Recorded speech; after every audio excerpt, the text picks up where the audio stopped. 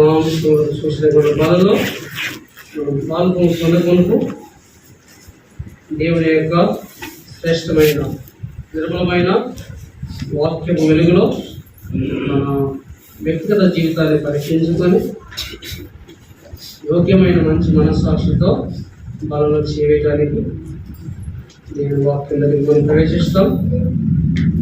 చదువుకుందాం. మన మూల వాక్యం మార్కు సువార్త 7వ అధ్యాయం 37.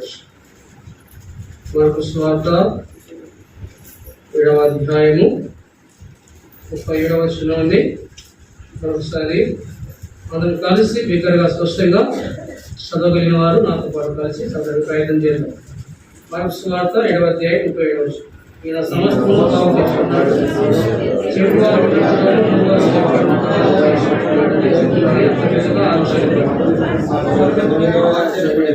అదేవిధంగా అపోస్తలుడైన పౌలు కొరింథీయులకు రాసిన పత్రిక మొదటి పత్రిక 11వ అధ్యాయము 23 నుంచి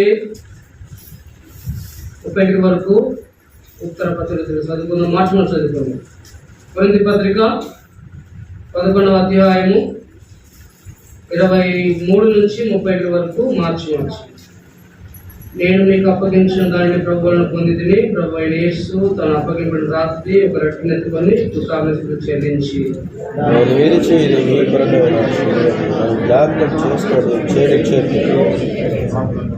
ఆ ప్రకారమే భోజనమైన పిమ్మట ఆయన పాత్రను ఎత్తుకొని, పాత్ర నా రక్తం వలన కొత్త నిబంధన, మీరు దీనిలో త్రాగినప్పుడల్లా నన్ను జ్ఞాపకం చేసుకునే దీన్ని చేయడం చెప్పారు.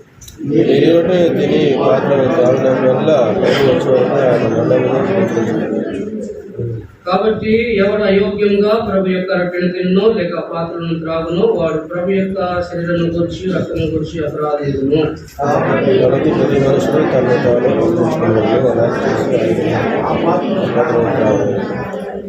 ప్రభు శరీరం అని వివేచింపక తిని త్రాగువాడు తన శిక్ష విధి కలిపిగా తిని త్రాగుచున్నాడు.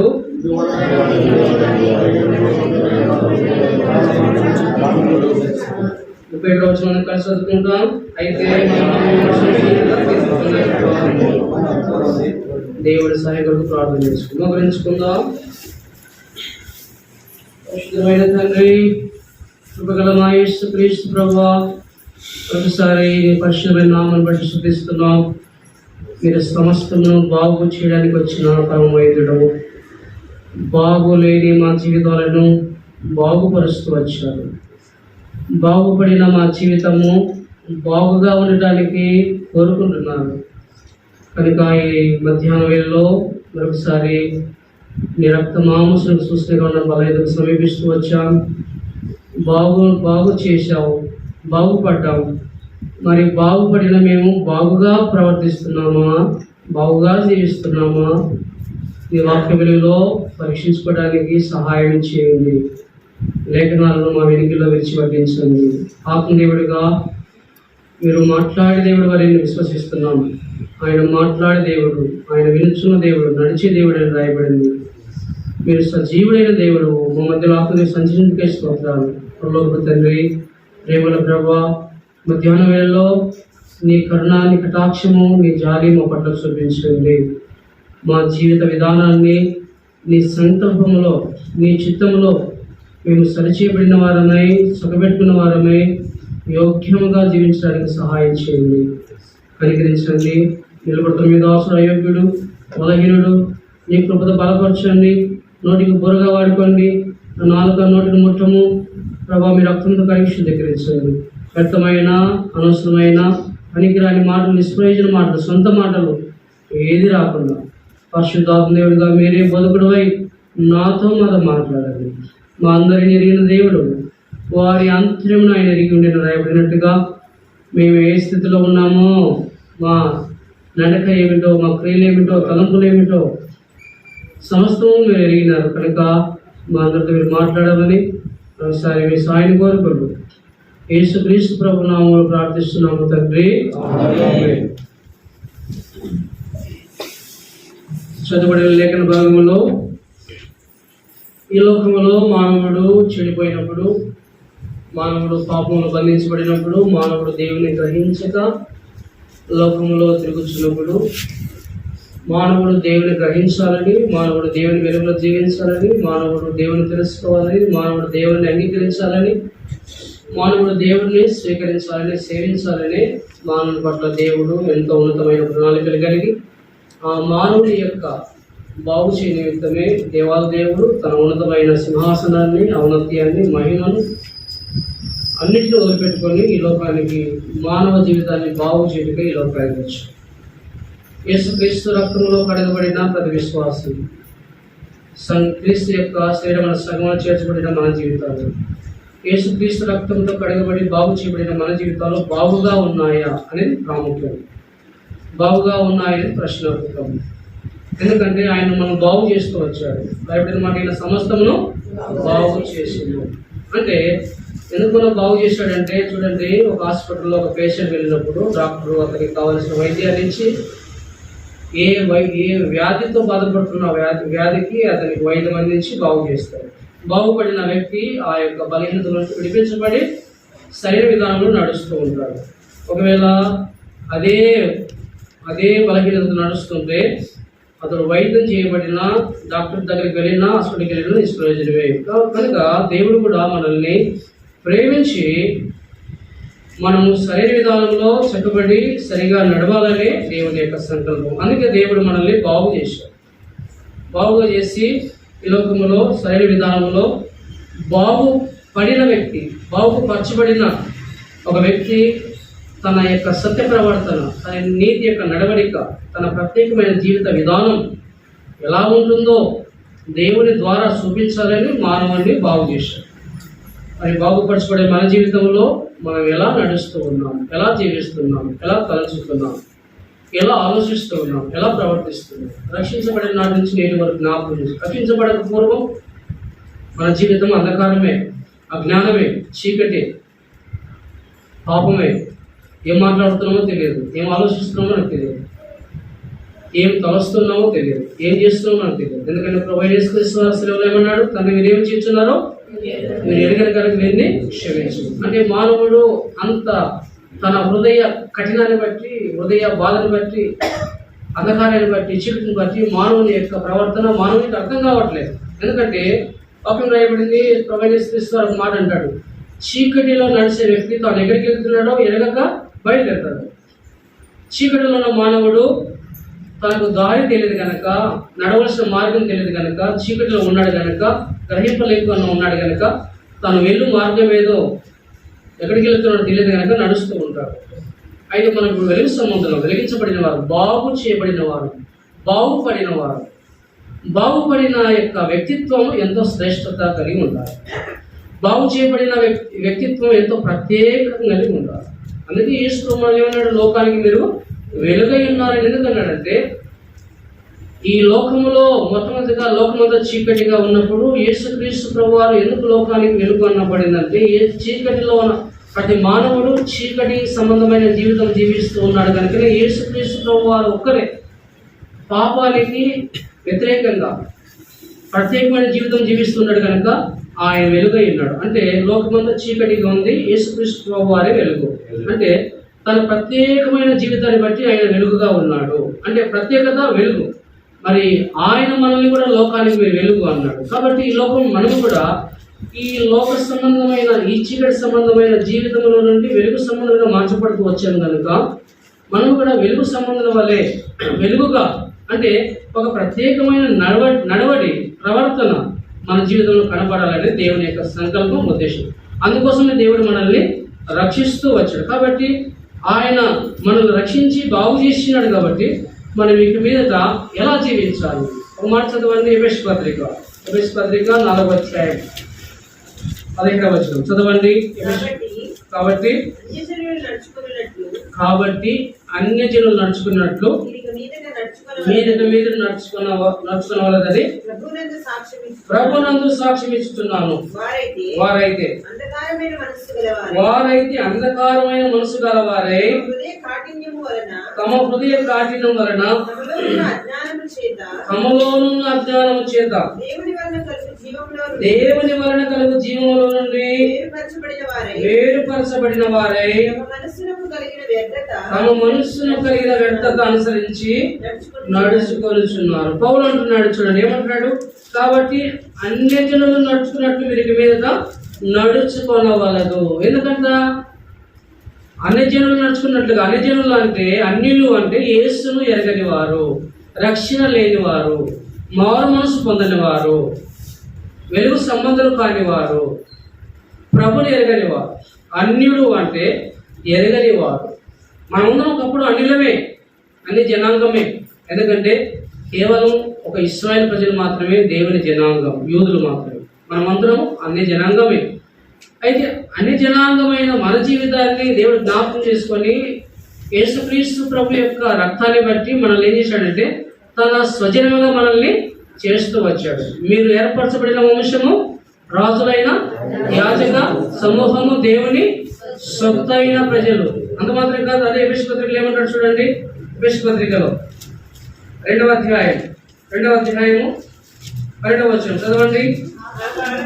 ఆ కాలమందు ఇశ్రాయేలు సహపౌరులు కాక పరదేశులను, వాగ్దాన నిబంధనలు లేని ప్రజలను, నిరీక్షణ లేని వారును, లోకములో దేవుడు లేని వారినై ఉండి క్రీస్తుకు దూరస్తులై ఉంటుందండి మీరు జ్ఞాపకము చేసుకుని.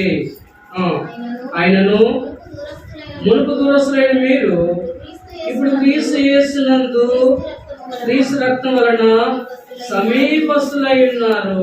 కాబట్టి ఒకప్పుడు మనం ఎటువంటి వారం అంటే ఇశ్రాయేలుతో సహపౌరులము. ఇశ్రాయేలుతో సహపౌరసత్వం మనకు లేదు.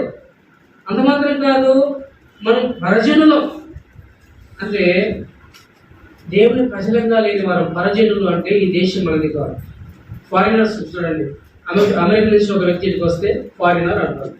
మనం గల్ఫ్కి వెళ్తే మనల్ని ఏమంటారు, ఫారినరే. అంటే ఈ దేశస్తుడు కాదు, పరదేశస్తుడు. కాబట్టి దేవుని యొక్క ఉద్దేశంలో, దేవుని దృష్టిలో మనము నిరీక్షణ లేని వారం, పరజనులం, ఇశ్రాయేలుతో సహపౌరులు కాక పరదేశులను, వాగ్దానం నిబంధనలు లేని ప్రజలను.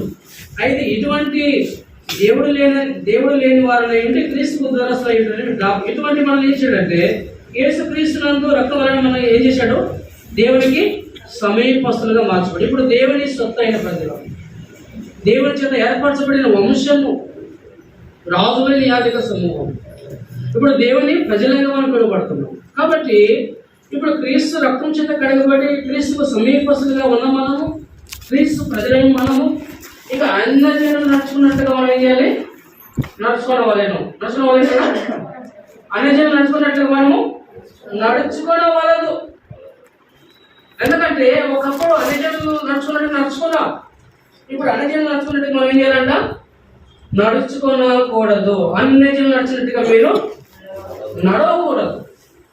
ఎందుకంటే మీరు ఒకప్పుడు నడిచారు, ఒకప్పుడు తిరిగారు, ఒకప్పుడు వాళ్ళలాగానే డ్రెస్సులు వేసుకున్నారు, వాళ్ళలాగానే మేకప్ వేసుకున్నాం, వాళ్ళలాగానే డబ్బు సంపాదించుకున్నాం, వాళ్ళలాగానే లోపల తిరిగాం, సినిమాలు, షికార్లు, అబద్ధాలు ఆడుకుంటా, మోసం చేసుకుంటా, లంచాలు తీసుకుంటా, అన్యాయంగా ప్రవర్తించుకుంటా, ఇష్టానుసారంగా, భయభక్తులు లేకుండా, ఎవరు అడిగేవారు లేదని అన్ని జనుల వల్లే మనం జీవించాము.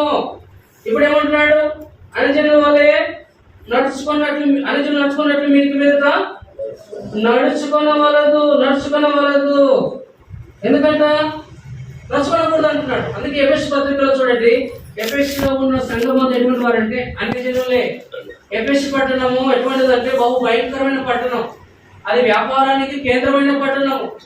వ్యాపారము ఎంతో భారీగా, ఎంతో గంభీరంగా జరుగుతుంది కనుక వ్యాపారం ఉన్న చోట ఏముంటుందంటే ఆధ్యాత్మికంగా కూడా ఉంటుంది. ఆధ్యాత్మికంగా ఒక టెంపుల్ ఉండేది, అర్థమిదేవి టెంపుల్ ఉండేది. అక్కడ అనేక మంది వ్యాపారానికి వచ్చినప్పుడు వ్యాపారం చేస్తారు, ఆ టెంపుల్ ఆరాధన చేసేవారు. అయితే ఎక్కడ ఆధ్యాత్మికంగా ఉండదు, అక్కడ ఏముంటుంది, పాపం కూడా ఉంటుంది. అక్కడ ఒక నాటకశాల ఉండేది, నాటకశాల ప్రపంచంలోనే గొప్ప నాటకశాల. అంటే వినోదాలకు సంబంధించిన నాటకశాల. వ్యాపారం చేస్తాడు, భక్తి చేస్తాడు, నాటకాల శాలకు వెళ్ళి వినోదాలతో కోరిక తెలుసుకుంటాడు. చూడండి, అటువంటి ఎఫెసీ పట్టణంలో పౌలు వెళ్ళి సువార్త ప్రకటించి అన్ని జనులను క్రీస్తు దగ్గరికి నడిపిస్తూ వారిని సంఘంగా సమకూర్చాడు. అందుకే వారు చెప్తున్నాడు, మీరు అనిజనులు నడుచుకున్నట్లుగా నడవకూడదు. మొట్టమొదటిగా చూడండి, అది ఎఫెసీ పత్రిక 2వ అధ్యాయం 12వ వచనం ఏమంటున్నాడు? ఎఫెసీ పత్రిక 2:12.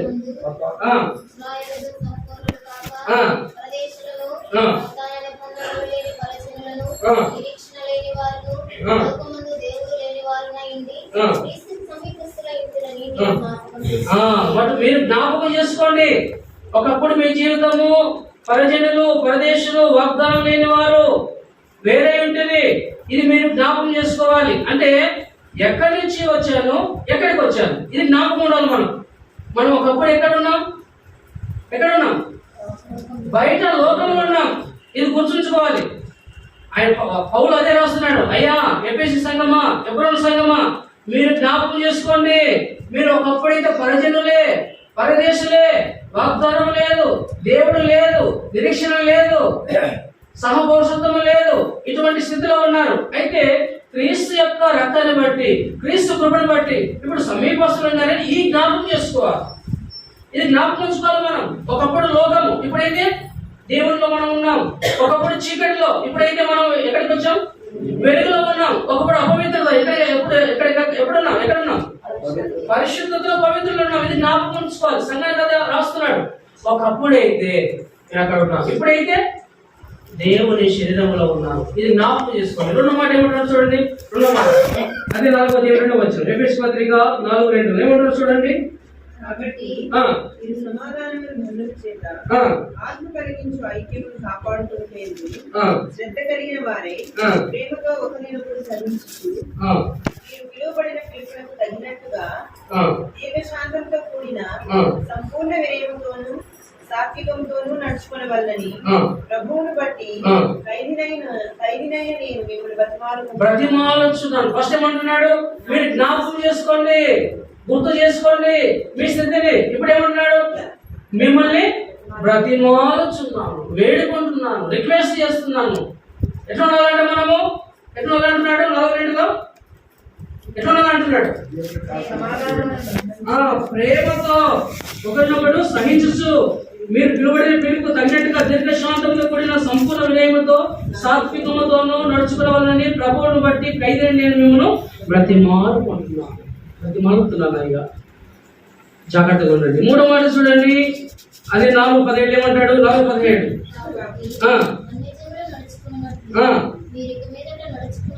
నడుచుకోకూడదు. మొట్టమొదటి ఏమంటాడంటే మీరు జ్ఞాపకం చేసుకోండి. రెండోది ఏమంటాడు? బతిమాలుచున్నాను. మూడోది ఏమంటాడు? నడుచుకోకూడదు. అన్యజనులు నడుచుకున్నట్టుగా మీరు నడవకూడదు, ప్రవర్తించకూడదు, వారిలాగా తిరగకూడదు, అలా నడవడిక మీకు ఉండకూడదు. మీరు ఎక్కడి నుంచి వచ్చారో జ్ఞాపకం చేసుకోండి. మిమ్మల్ని బ్రతిమలాడుతున్నాను, మిమ్మల్ని గోజాడుతున్నాను, వినయముగా వేడుకుంటున్నాను. మీరు అలా ఉండకూడదు, అలా నడవకూడదు. 4వ ఏమంటాడు? చదవండి. అదే ఎఫెసీ పత్రిక 4:22లో మునుపటి ప్రవర్తన విషయంలోనైతే మోసకరమైన దురాశల వలన చెడిపోయి ప్రాచీన స్వభావం వదులుకొని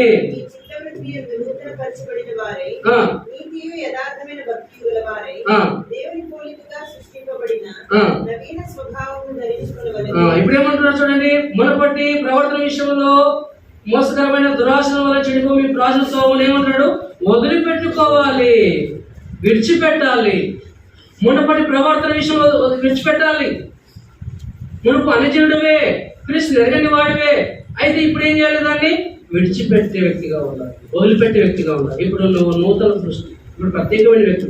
మునుపటి ప్రవర్తన విషయంలో నీవు మోసకరమైన దురాశలను చెడిపో మీ ప్రాచీన స్వభావం వదులుకొని, అంటే అంతా వదిలిపెట్టాలి. ఎందుకంటే ఇప్పుడు క్రీస్తులోనికి వచ్చావు, క్రీస్తు దేహంలో నువ్వు అవయముగా ఉన్నావు, క్రీస్తు సంఘంలో పాలి భాగస్థులుగా ఉన్నావు, పాలి భాగస్థులుగా ఉన్నావు. ఇంకా అన్ని జనులు నడిచినట్టుగా నడవకూడదు. ఎందుకంటే జీవముల దేవుని చేతిలో బహు చెప్పండి భయంకరము. 2 పడవల మీద ప్రయాణం చేసి ఏమవుతాం? కింద పడిపోతాం. ఎవరైనా 2 బైకులు ప్రయాణం చేస్తారు, 2 బైకుల మీద ప్రయాణం చేయలేదు. నులివెచ్చతనం ఉండకూడదు, ద్వంద్వ వైఖరి ఉండకూడదు. ఇప్పుడు అన్ని జనుల వల్లే మనం బయటికి వెళ్ళి ప్రవర్తించి మందిరానికి వచ్చి మన విశ్వాసంగా ప్రవర్తించడం కాదు. మునుపటి ప్రవర్తన వదిలిపెట్టుకో. నువ్వు జ్ఞాపకం చేసుకో ఎక్కడి నుంచి వచ్చావో. వేడుకుంటున్నా, బ్రతిమలాడుతున్నా, రిక్వెస్ట్ చేస్తున్నా. అది 4:24 ఏమంటారు చూడండి. 4:24 నీతియు యథార్థమైన భక్తి కలవారై దేవుని పలుగా సృష్టింపబడిన నవీన స్వభావమును ధరించుకోవాలి. మీరు ఏమంటున్నాడు? ఫస్ట్ ఏమంటున్నాడు? జ్ఞాపకం చేసుకోవాలి, బ్రతిమాలుతున్నాను, నడుచుకోవాలి, వదులుకోవాలి. ఇప్పుడు ఏమంటున్నాడు? ధరించుకోవాలంట. ఏం ధరించుకోవాలి? ఏం ధరించుకోవాలి? నీతి యథార్థమైన భక్తి గలవారై దేవుని పోలికగా సృష్టింపబడిన నవీన స్వభావమును ధరించుకోవాలి. ప్రాచీన స్వభావాన్ని ఏం చేయాలి? వదిలిపెట్టాలి. వదిలిపెట్టాలి. ధరించుకోవాల్సినవి ధరించుకోవాలి. మనం కొత్త బట్టలు కొన్నప్పుడు పాత బట్టలు వదిలిపెడతాము లేదా? చెప్పండి. కొత్త బట్టలు నేను కొత్త షర్ట్ వేసుకుని ఈరోజు మనం 31st వేసుకోలేదు, కొత్త ఈరోజు వేసుకోండి. పాతది ఏం చేసినా వదిలిపెట్టేసి, ఎందుకంటే కొత్తది ఉంది కాబట్టి పాతది ప్రాచీన స్వభావాన్ని వదిలిపెట్టుకున్నప్పుడు నవీన స్వభావాన్ని ధరించుకుంటాం. ఇప్పుడు మనం కొత్తది ఏం ధరించుకోలేకపోతున్నాం అంటే ప్రాచీన స్వభావాన్ని చెప్పండి వదిలిపెట్టలేకపోతుంది. అందుకే కొత్తది ధరించుకోలేకపోతుంది. పాతది వదిలిపెట్టే కదా కొత్తది ధరించుకోలేదు. చూడండి, పౌలు సంఘానికి స్పష్టంగా రాస్తుంది. మనలాగానే ఎఫెసు పట్టణం కూడా అన్ని జనులే. అందుకే వారిని ఫస్ట్ ప్రేమతో, అయ్యా మీరు జ్ఞాపకం చేసుకోండి, అయ్యా మీ స్థితి మిమ్మల్ని ప్రతిమలు ఆడుచున్నాను, మీరు వదిలిపెట్టుకోండి. తర్వాత సరైన విధానంలో నడుచుకోండి. తర్వాత ఏమంటాడు? యథార్థమైన భక్తి ఏమంటాడు? నీతి యథార్థమైన భక్తి గలవారై దేవుని పోలికగా సృష్టింపబడిన నవీన స్వభావమును ధరించుకోవాలి. ఎందుకంటే క్రీస్తు మనల్ని బాగు చేశాడు, మనం బాగుపడిన వారు. ఇదివరకు పేషెంట్లమై చూడండి, పేషెంట్ బాగుపడుతున్నాడు, బెడ్లో రెస్ట్ ఉంటాడు, మంచం మీద అనుకొని అమ్మ అయ్యా అని బాధపడుతుంటాడు. డాక్టర్ వచ్చినాడు, వైద్యం ఇచ్చినాడు, బాగుపడ్డాడు. ఆ బెడ్లో ఉంటాడు, ఇంకా బయటకు తిరుగుతున్నాడు. ఏమన్నా ఎప్పుడైనా డిశ్చార్జ్ అయినావు అంటే మొన్న డిశ్చార్జ్ అయ్యాడు. బాగైంది, ఇప్పుడు బాగా తిరుగుతున్నాను, బాగా తింటున్నాను, డ్యూటీ కూడా వెళ్ళొచ్చు. డ్యూటీ వెళ్ళడానికి బాగా తినడానికి కారణం ఏంటి? బాగుపడ్డాడు. అంటే బాగుపడక మనకు ఎక్కడున్నాడు? ఆయన బెడ్లో ఉన్నాడు, రెస్ట్లో ఉన్నాడు, నడవలేకపోతున్నాడు. ఎందుకంటే పాప రోగం ఉంది అతనికి, వ్యాధి ఉంది, శరీరంలో వ్యాధి ఉంది కనుక బెడ్కి అంకితమైనాడు, తిరగలేకపోతున్నాడు. ఇప్పుడు బాగుపడిన తర్వాత లేచాడు, తిరిగాడు, తింటున్నాడు, ఆనందంగా. మరి మనము కూడా మనం ప్రాచీన స్వభావం వదిలిపెట్టుకోవాలి. క్రీస్తు రక్తంలో కడగబడి క్రీస్తు చేత బాగుపడి నవీన స్వభావం ధరించుకున్నాం మన జీవితంలో. ఇంకా అన్ని జీవులు నడుచుకున్నట్టు మనం ఎలా నడుచుకుంటాం? అందుకే పౌలు రాస్తుంది. ఎందుకు రాస్తున్నాడు అన్నమాట? ఏమంటాడు? చదవండి 17వ వచనం. అన్ని జీవులు నడుచుకున్నట్లుగా మీరు మీద నడుచుకునే వాళ్ళని ప్రభునందు సాక్ష్యం ఇస్తున్నాను. అన్ని జనులు నడుచుకున్నట్లుగా మీదట మీరు నడుచుకోకూడదు. వాళ్ళు ఎట్లా నడుస్తున్నారు? అన్ని జనులు చదవండి. ఎఫెసు పత్రిక 2వ అధ్యాయం, ఎఫెసు పత్రిక 2వ అధ్యాయము 2-3 వచనం చదవండి. మీరు వాటిని చేయొచ్చు వాయుమండల సంబంధమైన అధిపతిని, అవిధేయులైన వారిని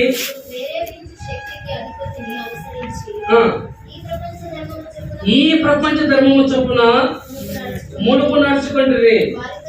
వారితో కలిసి మనమందరము శరీరం ఎక్కయో మనసు ఎక్కయో కోరికలు నెరవేర్చుకోవచ్చు, మన శరీరాలను అనుసరించి మునుపు ప్రవర్తించు కడమ వారి వలె స్వభావ సిద్ధముగా దైవోపత్రకు పాత్రమై ఉంటుంది. చూడండి, అన్ని జనులు ఎలా నడుచుకుంటున్నారట? ఈ ప్రపంచ ధర్మము చొప్పున నడుచుకుంటున్నారు. ఏ ప్రపంచము? ఈ యుగ సంబంధం. అన్ని జనులు ఎట్లా నడుస్తారండి? లోకము చెప్పినట్టుగా నడుస్తారు, లోక పొగడలో పోతారు, లోక ఆశలకు లోనైపోతారు. బాగా వినాలి. లోక తలంపులు వాళ్ళకు ఉంటాయి, లోక ఆకర్షణ, లోక ట్రెడిషన్, లోకంలోని ప్యాషన్. ఒక ట్రెడిషన్ ఏదో వస్తే దాన్ని ఆకర్షణ, లోకం దానికోసమే తాగులాడుతుంటారు. కొత్తది రావాలి. అంటే అన్ని జనులు ఎట్లుంటారంటే ఈ ప్రపంచ ధర్మం చొప్పున మనకు నడుచుకుంటుంది. చూడండి, వారు మీరు వాటిని చేయొచ్చు. వాయుమండల సంబంధమైన అధిపతులు అనగా అవిధైన వారిని ఇప్పుడు ప్రేరేపించే శక్తికి అధిపతిని అనుసరించి ఈ ప్రపంచ ధర్మం చొప్పున మునుపు నడుచుకుంటుంది. అనేది ఎట్లా నడుస్తారు? ఈ ప్రపంచం యొక్క ధర్మం ప్రకారం నడుస్తారు. లోకమే వారికి ధర్మం, లోకమే వారికి దేవుడు, లోకమే వారికి ఆజ్ఞ, లోకమే వారికి. అందుకే రాయబడింది ఇదే ప్రశ్న 4వ అధ్యాయం 4వ వచనంలో ఏమంటాడు? అవిశ్వాసులైన వారి మనోనేత్రుల గుడ్డితనం కలిగేసి యుగ సంబంధమైన చదవండి అన్నమాట.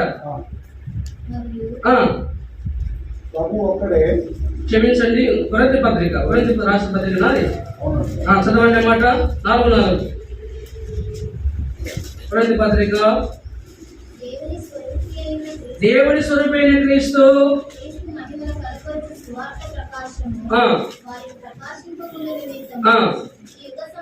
యుగ సంబంధమైన దేవత మనోనేత్రాలకు గుడితనం కలిగజేసింది. ఇప్పుడు చూడండి, యుగ సంబంధమైన దేవత అంటే ఎక్కడ ఉంటారు చెప్పండి? పౌలు ఎఫెసు పట్టణానికి, పౌలు ఒక ప్రాంతానికి వెళ్ళాడు, ఏథెన్స్ ప్రాంతానికి వెళ్ళినప్పుడు అక్కడ అనేక దేవతల టెంపుల్ ఉన్నాయి. ప్రతి టెంపుల్కి ఒక పేరు రాసినారు, ఏదో ఒక పేరు ఉంటుంది. ఇప్పుడు మనం కూడా చూస్తుంటాం, ఏదో ఒక శక్తో భక్తో అని రాస్తుంటాం. ప్రతి దానికి ఒక పేరు ఉంది. అయితే ఇక్కడ రాయబడిన మాట ఏమిటంటే యుగ సంబంధమైన దేవత. ఈమె ఎక్కడ ఉంది చెప్పండి? ఈ టెంపుల్ ఎక్కడ ఉంది? యుగ సంబంధ దేవత టెంపుల్ చెప్పాలి. యుగ సంబంధ దేవత ఎక్కడ ఉంది? ఈ లోకమే, ఈ లోక ఆకర్షణ ఒక దేవత. యుగ సంబంధ దేవత అంటే అర్థం ఏంటి?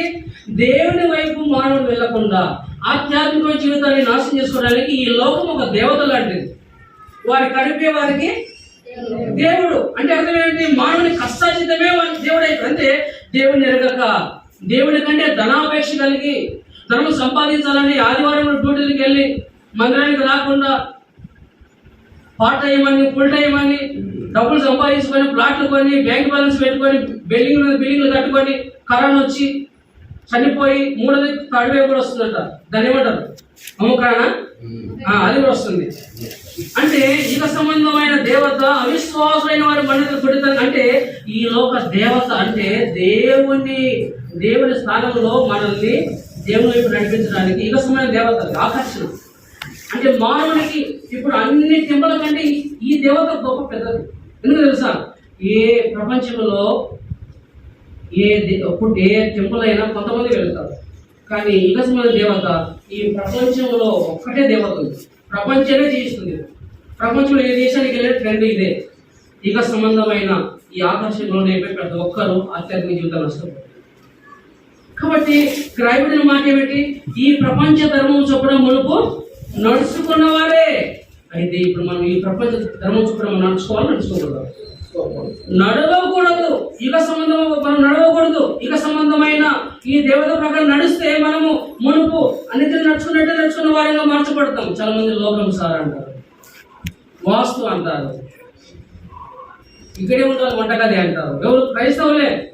అంతెందుకు నేను మందిరంలోనే నేను ఎప్పుడో మందిరమే పాల్గొనలు చేసినాను.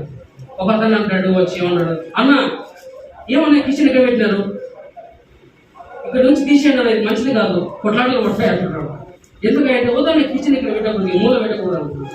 చూడండి, అంటే యుగ సంబంధమైన దేవత ఈ ప్రపంచ ధర్మం చొప్పున నడుచుకున్న వారిగా మార్చబడతాం. లోకస్తుల వల్ల మనం జీవించకూడదు, అన్నిటి వల్ల నడవకూడదు. క్రైస్తవుడు అంటే ప్రత్యేకమైన వాడు, బాగు చేయబడిన వాడండి. క్రైస్తవుడు అంటే బాగుపడిన వ్యక్తి. ఎవరైనా బాగుపడిన వ్యక్తి ఎంత ఆరోగ్యంగా, ఎంత ఉల్లాసంగా, ఎంత సంతోషంగా, ఎంత ఆనందంగా జీవిస్తాడు. బాగుపడిన వ్యక్తి ఎట్లుంటాడు? ఒక ప్రత్యేకంగా ఉంటాడు. 100 మంది పేషెంట్ల మధ్యలో ఒక వ్యక్తి ఆరోగ్యంగా వ్యక్తి ఎట్లుంటాడు? బాగా నడుస్తూ హుషారుగా ఉంటాడు. ఏమయ్యా అంటే నాకు అనారోగ్యం లేదు, బాగుపడి మిగతా వాళ్ళకి పేషెంట్ కాదు. మన క్రైస్తవుడు బాగుపడిన వ్యక్తి ఈ లోకంలో ఎట్లుండాలంటే ప్రత్యేకంగా ఉండాలి. ఉన్నామా? లోకస్తుల వల్ల మనం వ్యాపారంలో చిక్కుబడి వ్యాపారం కోసం దేవుడి సొంత వదిలిపెట్టుకొని ఏం చేస్తారా? డబ్బు ఏం కావాలంటే మనకి దేంతో మనం తృప్తి పొందాలంట? ఏం తృప్తి పొందాలంటే రాయబడింది, అన్న వస్తువు కలిగిన వారే సంతృప్తి పొందండి, ధనాపేక్ష కలిగి ఉండకండి. ధనవంతుడు పరలోక రాజ్యంలో చేరుట కంటే శుద్ధి పెంచిన ఉన్నతుడుట సులభం అంట. దాన్ని ఆశించి కొంతమంది ఏమైనారంట? తమ్మును తామునే పొడుచుకున్నారంట. ధనాపేక్ష సమస్త కీడులకు మూలం. సమస్త కీడులకు మూలం గుర్తుంచుకోండి. దేవుని సన్నిధిని వదిలిపెట్టుకొని ఈ యుగ సంబంధమైన ఈ ప్రపంచ ధర్మం చొప్పున ధనం సంపాదించుకొని ఎవరు చెప్పట్లేదు, ప్రతి ఒక్కరు సంపాదించుకోవాలి.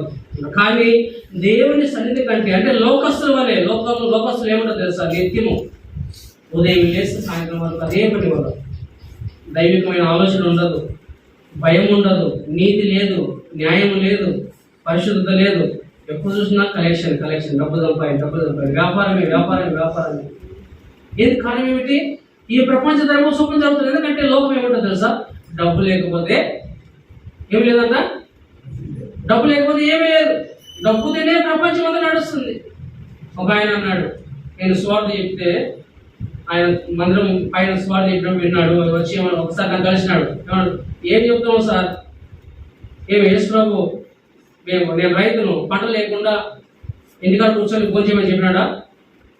పంట లేకపోతే నువ్వు ఎట్లా తింటావు? నేను పండిస్తే నువ్వు తినేది, నువ్వేం చెప్తావు అంటున్నాడు. అయ్యా పంటలు వేసుకోవాలి, పొలాలు పండించుకోవాలి, డబ్బులు సంపాదించుకోవాలి, మంచిది. కానీ దేవుని స్థానంలో, దేవుని కంటే ఎక్కువగా దేవుని స్థానం దానికి ఇవ్వకూడదు. డబ్బు అనేది ఒక పరికరం లాంటిది. ఆహారం మన ప్రాణానికి ఏ విధంగా ప్రాముఖ్యమో, డబ్బు అనేది కూడా మన జీవితంలో ఒక పరికరం, ఒక వస్తువు, వాడుకునే వస్తువు. అంతవరకే దానికి విలువ. అది మన జీవితంలో దేవత కాకూడదు, అది ప్రాముఖ్యం కాకూడదు.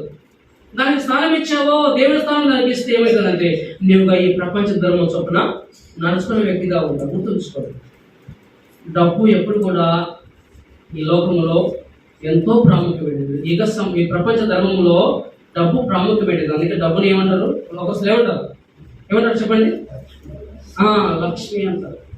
పూజిస్తారు, దాన్ని ఆరాధిస్తారు, దాన్ని గణపరుస్తారు. ఎందుకంటే అది లేకపోతే లోకమే లేదండి. డబ్బు లేకపోతే ఏముందండి? డబ్బు లేకపోతే బిల్డింగ్ కడతారా మీరు?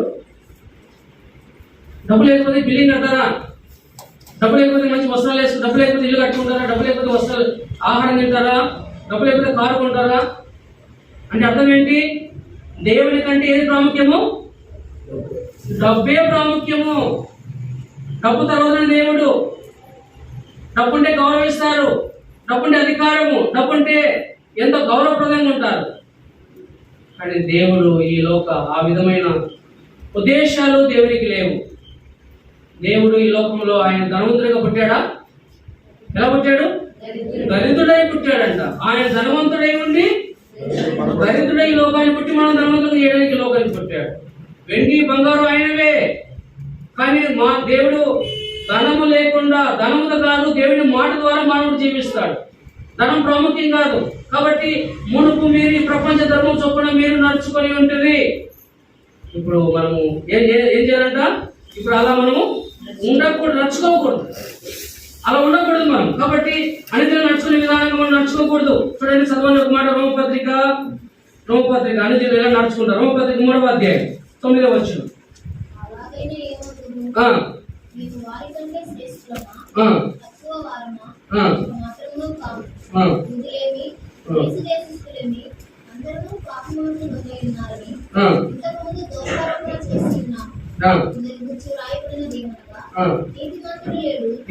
లేడు,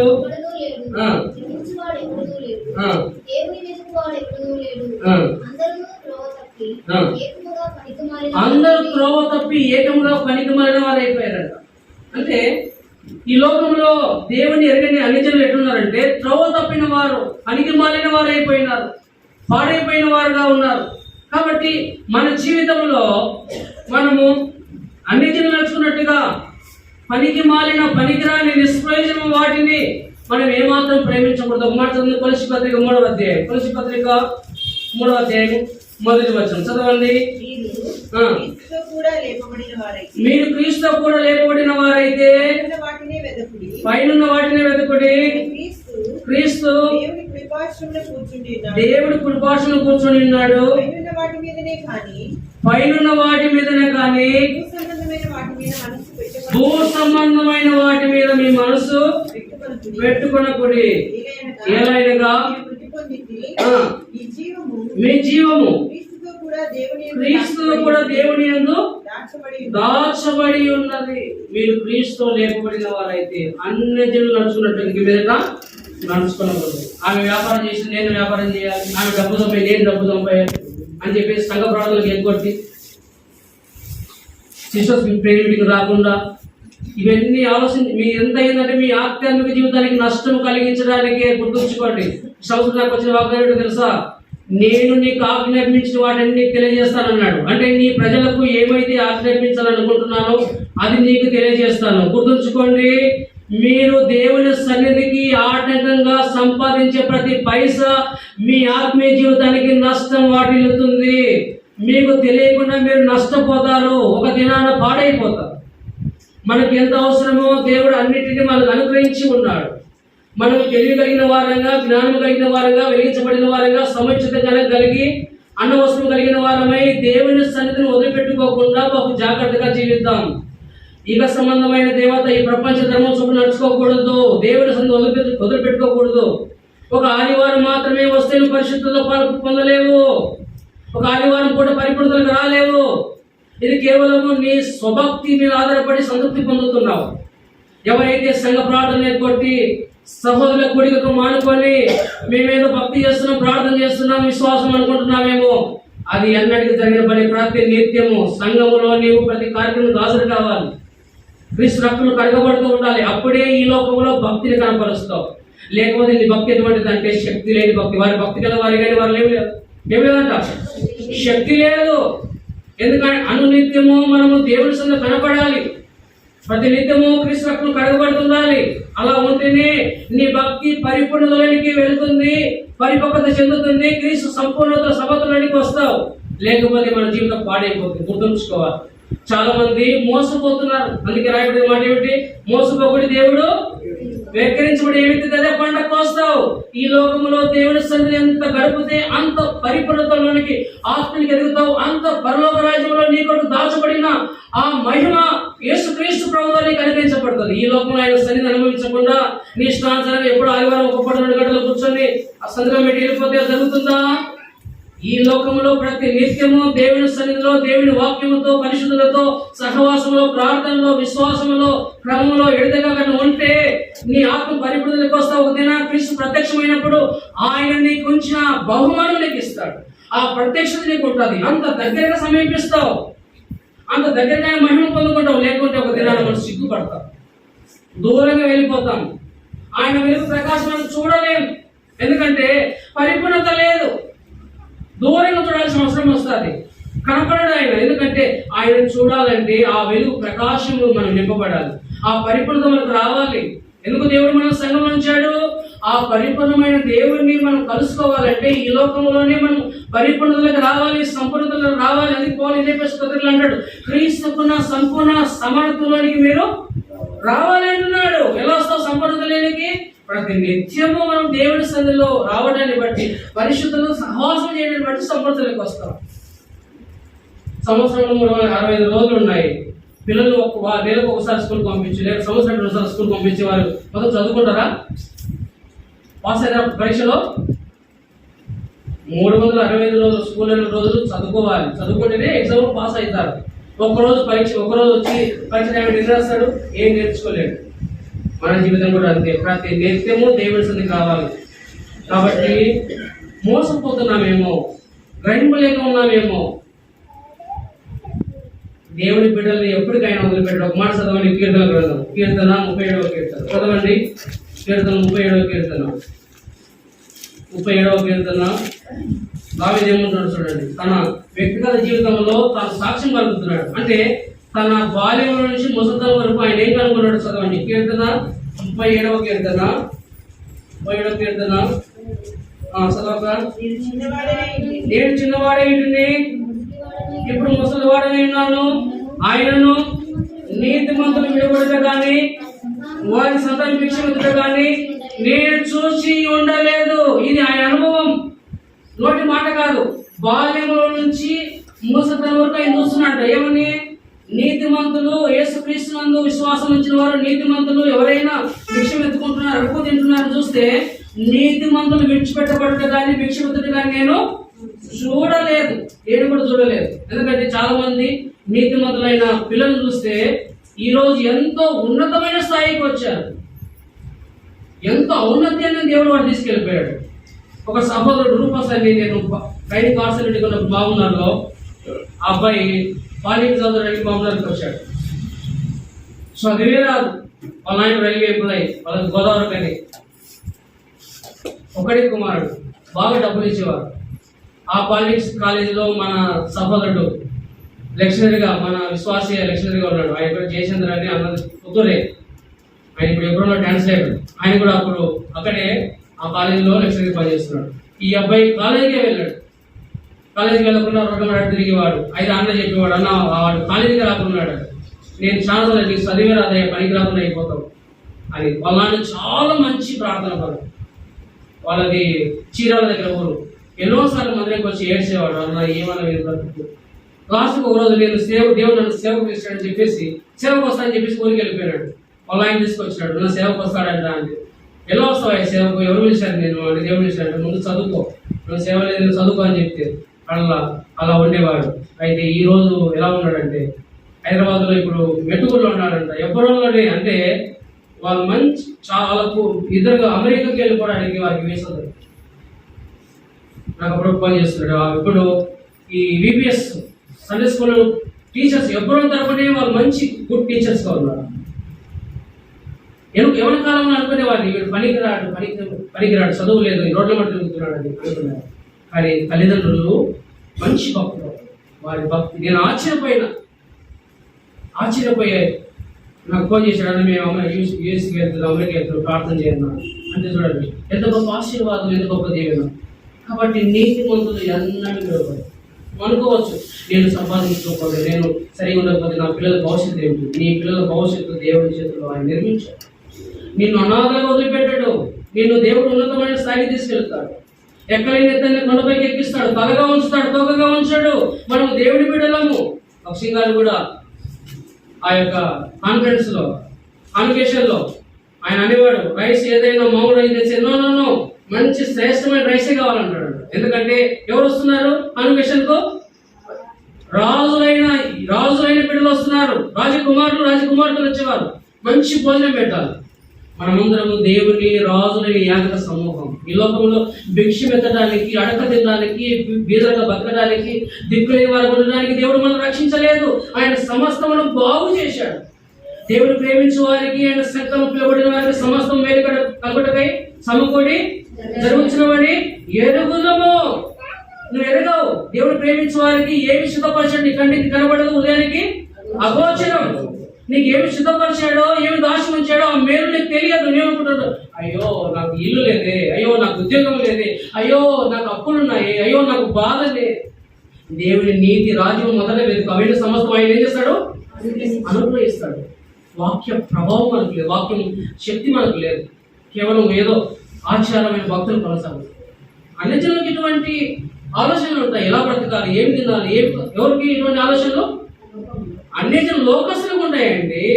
అందుకే ప్రొవైడ్ చేసి వారు ఏమన్నాడు, అన్ని పక్షులు చూడండి, కష్టపడకు, వాటికి పరలోకుతారు, వాటి కోసం వాటికంటే మీరు బహుశ్రేష్ఠులు, వాటికంటే బహుశ్రేష్ఠులు.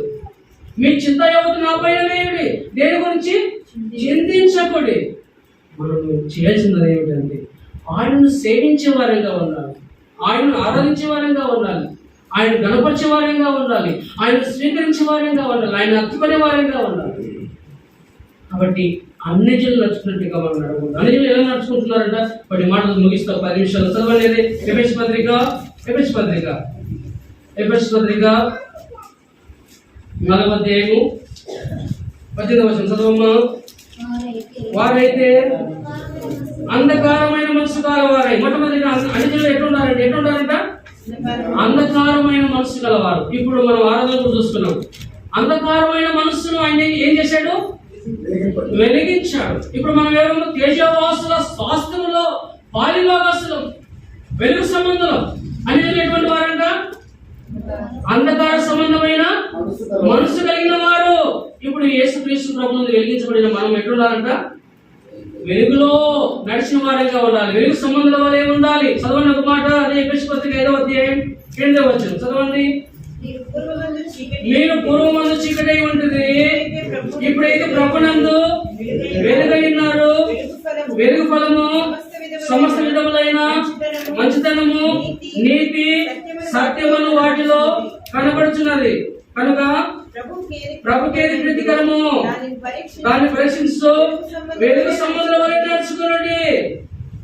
చదవక నిష్ఫలమైన అంధకార క్రియలో పాలువారై ఉండక వాటిని ఖండించుడి. చూడండి ఏమంటాడు, ప్రభునందు ఇప్పుడు వెలుగై, మనకు చీకటే, మనం అంధకార సంబంధమైన జీవితంలో ఉన్నాము, అన్నిటిలో నడుచుకున్నాం. ఇప్పుడైతే ప్రభునందు వెలుగై ఉన్నాం. అందుకే అన్నిటిలో నడుచుకుంటే ఇప్పుడు నడవకూడదు. వారైతే అన్నిటిలో ఎట్లా అంధకార సంబంధం మనుషులు వారు, మీరైతే వెలుగు సంబంధులు. వెలుగు ఫలం ఏమిటంట? మంచితనము, నీతి, సత్యము వాటిలో కనపడుచున్నది. అంటే వెలిగించబడిన మనము వెలుగులో ఏముందంట? మంచితనము, రెండోది నీతి, మూడోది సత్యము. మరి నీతి, సత్యము, మంచితనం మనకుందా? వెలుగు సంబంధిగా మనం ఉంటుంది. అన్నిటిలో నడుచుకున్నట్టుగా మనం నడవకపోతే, మనం దేవుడికి నడుచుకుంటే మనం ఏముండాలంటే దేవుని వెలుగు ఉండాలి. దేవుని వెలుగు ఉంటే నీతి కనపరుస్తుంది, సత్యమును కలిగి ఉండాలి, మంచితనము కలిగి.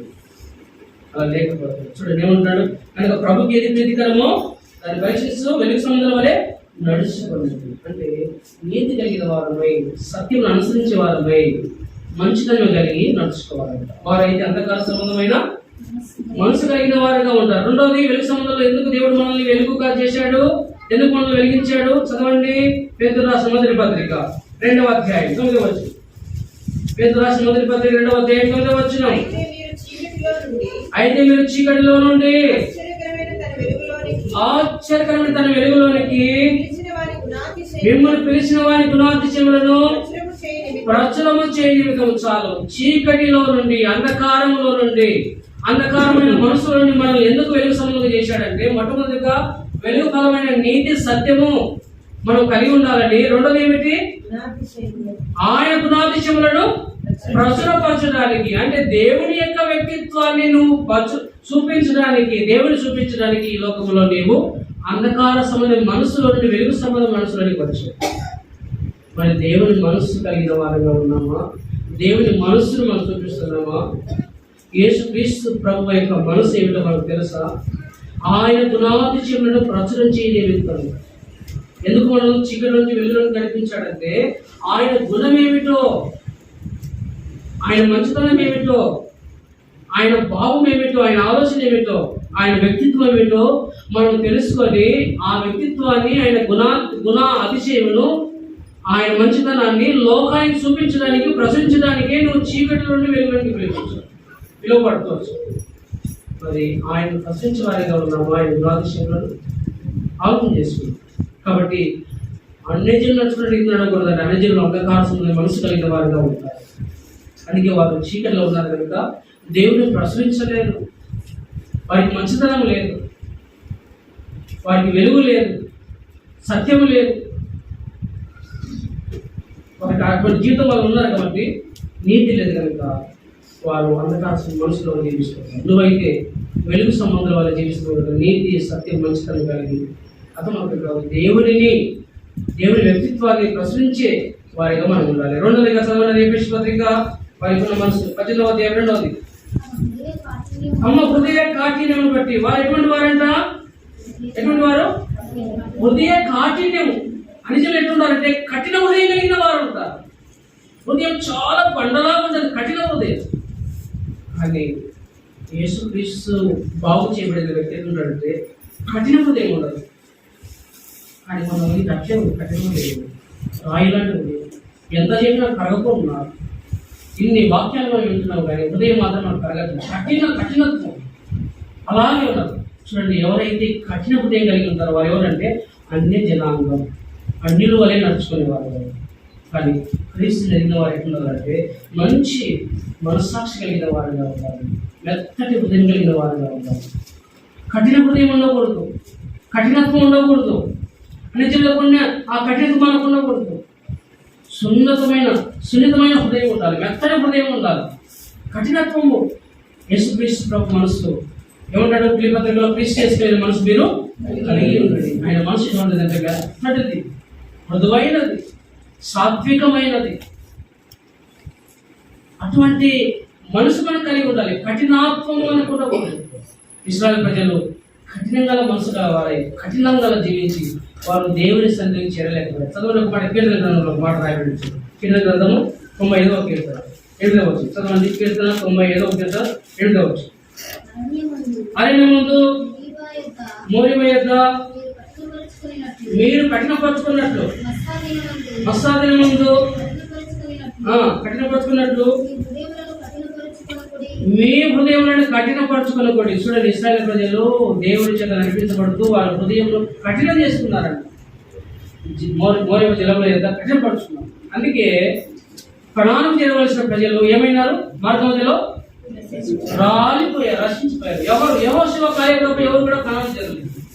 ఆ మొదటి తరం అంతా అరణ్యంలో రాలిపోయినారు. 40 సంవత్సరాలు కాదేశ్ నుండి కనాను దేశానికి వెళ్ళడానికి 11 రోజుల ప్రయాణం.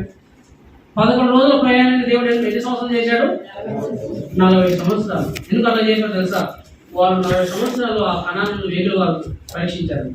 సంవత్సరానికి ఒక దినం లెక్క ప్రకారం 40 సంవత్సరాలు అరణ్యంలో చుట్టూ మళ్ళీ అదే దారులు తీసుకోవచ్చు. ఎందుకంటే ఆ తరమంతా గతించిపోయింది.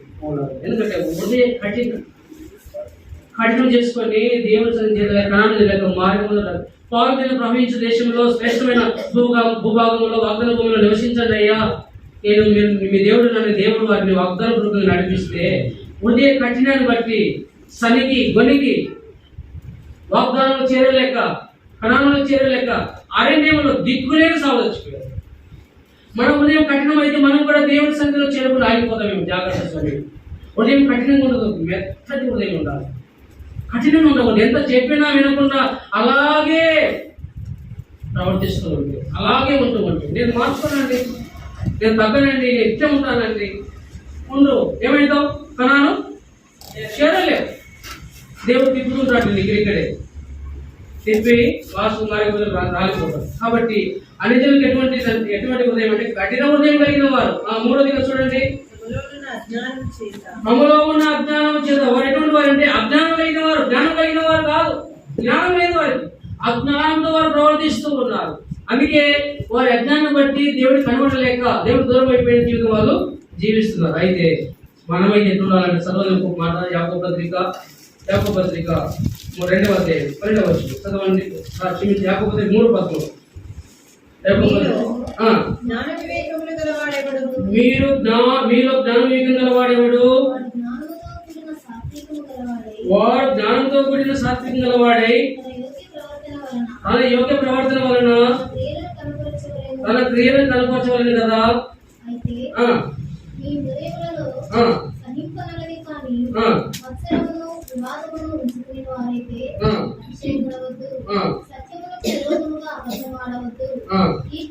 ఈ జ్ఞానము పైనుండి దిగి వచ్చినది కాక భూ సంబంధమైనది, ప్రకృతి సంబంధమైనది, దైవుల జ్ఞానం వంటిదై ఉన్నది.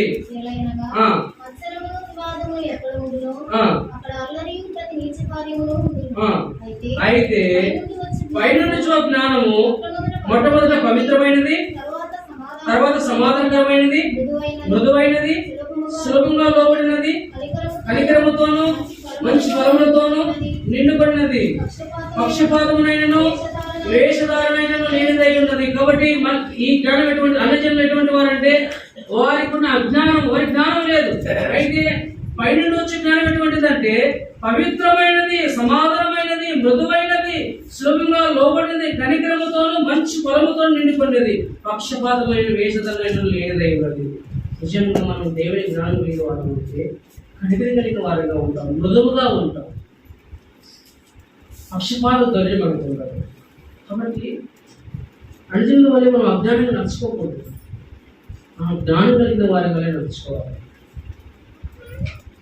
జ్ఞానయుక్తమైన జీవితం మనం జీవించాలి. చివరిగా ఒక మాట చదువుకున్నాం చూడండి, ఎఫెసీ పత్రిక 10వ చివరి మాట. అజ్ఞానం చేత దేవుని వలన తమకు జీవము నుండి వేరుపరచబడిన వారై నడుచుకుంటున్నారు. వారు దేవుని యొక్క జీవము నుండి వేరుపరచబడ్డారు. అంటే వారి యొక్క జీవము దేవుళ్ళ నుండి వేరుపరచబడుకోవచ్చు. వారు జీవాన్ని కోల్పోతూ వచ్చారు. చదవండి ఎఫెసీ 2వ అధ్యాయం 2వ వచనం చదవండి. ఎఫెసీ ఆ కాలమందు ఇశ్రాయేలు సంపూర్ణ పరదేశులను వాగ్దానం లేని ప్రజలను నిరీక్షణ లేని వారిని లోకమందు దేవుడు లేని వారిని ఉండి క్రీస్తు దురస్తులైన మీరు జ్ఞాపకం చేసుకున్నట్టు. కాబట్టి ఆ కాలంలో మనం కూడా క్రీస్తు దురస్తులై దేవుడి జీవం నుండి వేరుపరచబడిన వారమే. కానీ మనం ఇప్పుడేంటే దేవుణ్ణి ప్రేమించి జీవమును మనం కనుగొన్నవారు.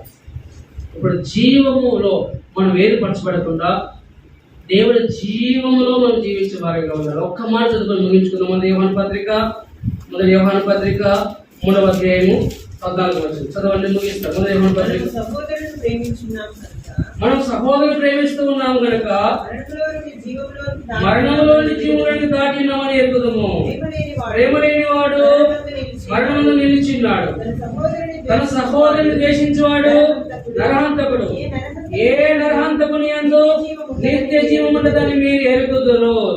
మనం సహోదరుని ప్రేమిస్తున్నాం అంటే ఎటువంటి వారు అంట? సహోదరుని ప్రేమించేవాడు ఎటువంటి వాడు అంట? జీవంలోనికి దాటి అంటే జీవము కలిగిన వాడు. వారైతే ప్రేమ లేని వారు కనుక, అనుజనులు వారు ప్రేమ లేని వారు కనుక వారు జీవం క్రీస్తు యొక్క దేవుడి జీవంలో నుండి వేరుపరచబడ్డారు. ప్రేమ లేదు, సహోదరులు ప్రేమించలేకపోతే. మనమైతే సహోదరులు ప్రేమిస్తున్నాం కనుక మరణంలో నుండి జీవంలోనికి మనం దాటించబడవచ్చు. అయితే ఏ సహోదరుని ప్రేమించలేదు, వానికి ఏం లేదంట? జీవం లేదు. కాబట్టి మధ్యాహ్న వేళలో మన వ్యక్తిగత జీవితాన్ని పరీక్షించుకుంటాం. నిజంగా అన్ని జనులు నడుచుకున్నట్టుగా అదే కాఠిన్యంలో దేవుని జీవంలో నుండి వేరే అంధకార సమయం మనసు కలిగి మనము అజ్ఞానంతో జీవిస్తున్నాము. పోరాడుతున్నాము, ప్రతిలాడుచున్నాము, వేడుకుంటున్నాము. మీరు జ్ఞాపకం చేసుకోండి. మీరు పిలవడం జ్ఞాపకం చేసుకోండి. కదిలిన ప్రతిలాడుచున్నాము. మీరు క్రీస్తుని ధరించుకోండి. వారి వల్ల నడవకూడదు. ఎందుకంటే మీరు ఇప్పుడు క్రీస్తు రక్తంలో కడగబడిన వారు, క్రీస్తు చేత మీరు బాగుపరచబడిన జనాంగం. కాబట్టి వాళ్ళ వల్లే నడవకూడదు. అన్ని జనాలు నడుచుకుంటే ఇక మీద మనం నడుచుకున్నాక వెలుగు సంబంధంలో నడుచుకోవాలి. నీతి సత్యం అనుసరించాలి. సత్యమైన ప్రవర్తన కలిగి ఉండాలి. లోక యుగ సంబంధమైన దేవతలను మనం ఆశించకూడదు. ఈ యుగ సంబంధంలో ప్రపంచ ధర్మ చొప్పున నడవకూడదు. ప్రత్యేకమైన జీవితం అందుకోవాలంటాడు. లోకానికి వేరే జీవించాలి. లోకస్తుల వల్లే మనము నడవకూడదు. అన్నిటిలో నడవకూడదు. ప్రత్యేకంగా మనం జీవించాలి. ఎందుకంటే మనల్ని ఆయన బాగు చేసుకోవచ్చు. మనం బాగుపడిన వారు మనం బాగు చేసి అంటే ప్రత్యేకంగా జీవించడానికి. కాబట్టి ఈ మధ్యాహ్న వేళలో అటువంటి శ్రేష్టమైన జీవితాన్ని కలిగి జీవిస్తున్నామా లేదా అనేది మన వ్యక్తిగతంగా పరీక్షించుకుందాం. మోకరించండి, కళ్ళు మూసుకోండి. ప్రభు యొక్క బలలో పాలు పొందకుండా ప్రతి ఒక్కరు వ్యక్తిగతంగా పరీక్షించుకుందాం.